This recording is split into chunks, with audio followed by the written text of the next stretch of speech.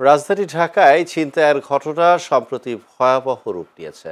বিশেষ করে রাতের বেলা ছিনতাইকারীরা কৌশল পরিবর্তন করে আরও তৎপর হয়ে উঠছে।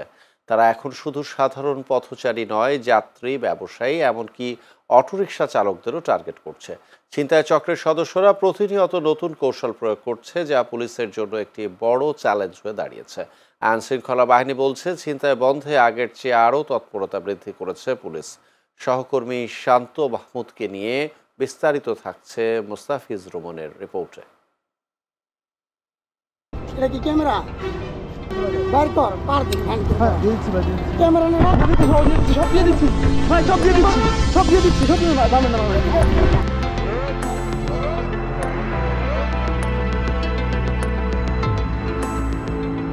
রাজধানী ঢাকা ও এর আশপাশের এলাকাগুলোতে ছিনতাই চক্রের তৎপরতা এক নতুন মাত্রায় প্রভাবিত হচ্ছে। গত কয়েক মাস ধরে রাজধানীর বিভিন্ন প্রবেশদ্বার সহ গুরুত্বপূর্ণ এলাকায় বেড়েছে ছিনতাইয়ের ঘটনা। ছিনতাইকারীরা এখন শুধু রাতে নয়, দিনে দুপুরেও প্রকাশ্যে ছিনতাই করছে। বিশেষত রাজধানীর প্রবেশদ্বারগুলির মতো এলাকাগুলো, যেমন আব্দুল্লাহপুর, টঙ্গী, কাওলা, মোহাম্মদপুর, এইসব জায়গায় তৎপরতা বাড়িয়েছে। এর ফলে আতঙ্কিত হয়ে পড়েছে সাধারণ মানুষ, বিশেষত যাত্রীরা। আমি যাত্রীরা লই আইতাছি, এনে খারাইছি দুই তিনজন আয়া খারা পিছনে ওই সুইচ গিয়ার ধরছে, সুইচ দিয়ে ধরে পকেটে সব লই লইছে যাত্রীর, আর আমার পকেটে মোবাইল আছে লই লইছে। এই অঞ্চলে সন্ধ্যা নামলেই যেন ছিনতাইকারীদের একটা মহা উৎসব শুরু হয়ে যায়। এই অঞ্চলে সাধারণ জনগণের মনে একটাই ভয়, একটাই ভীতি যে কখন জানি ছিনতাইকারীর কবলে পড়ে। তার সাথে যুক্ত হয়েছে কিশোর গ্যাং।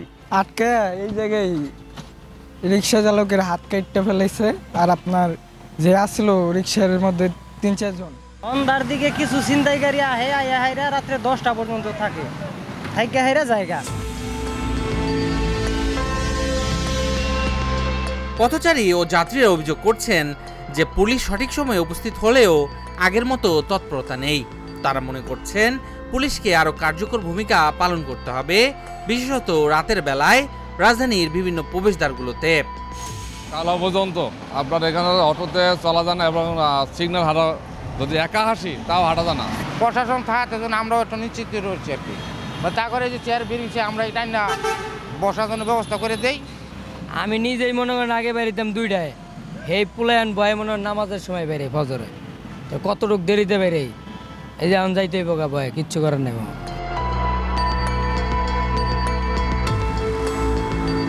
তবে ছিনতাই বন্ধে তৎপরতা বাড়ানো হয়েছে জানিয়েছে ছিনতাই প্রবণ এলাকার দায়িত্বরত আইন শৃঙ্খলা বাহিনীর ঊর্ধ্বতন কর্মকর্তারা। তারা বলছেন ছিনতাইকারীরা প্রতিনিয়ত তাদের কৌশল পরিবর্তন করছে, ফলে পুরোপুরি নিয়ন্ত্রণে রাখা কিছুটা চ্যালেঞ্জিং হয়ে দাঁড়িয়েছে। আব্দুল্লাহপুরের পাশে হচ্ছে টঙ্গী যে বাজার বস্তি, তারপরে ধরেন আপনার সাভার আশুলিয়া থেকে আউটসাইডাররা এসে এখানে ছিনতাই করতো। ছিনতাই বন্ধের জন্য আমরা ব্যবস্থা নিয়েছি। আমরা উপরে চেকপোস্ট, পার্মানেন্ট চেকপোস্ট করেছি, নিচে করেছি, আমরা সিভিলি লোক দিয়েছি। আর যে সমস্ত জায়গায় ছিনতাই হওয়ার সম্ভাবনা থাকে, যেমন যে কয়েকটা ফ্লাইওভার আছে, ফ্লাইওভারগুলোতে আমরা সিভিলি লোক দিয়েছি। তো র্যাব, পুলিশ, ডিবি বা অন্যান্য সংস্থা এই ছিনতাইয়ের জন্য প্রতিনিয়তই কাজ করে যাচ্ছে। যেমন আপনারা দেখেছেন যে ছিনতাই হঠাৎ করে এলাকায় বাড়ে, হঠাৎ করে এলাকায় কম।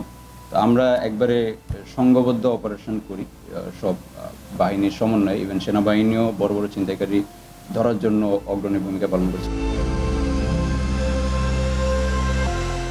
সচেতন নাগরিকরা বলছেন ছিনতাই রোধে পুলিশের কার্যক্রম আরো জোরদার করার পাশাপাশি সিসিটিভি নজরদারি বৃদ্ধি করা ও জনগণের মধ্যে সচেতনতা তৈরি করা জরুরি।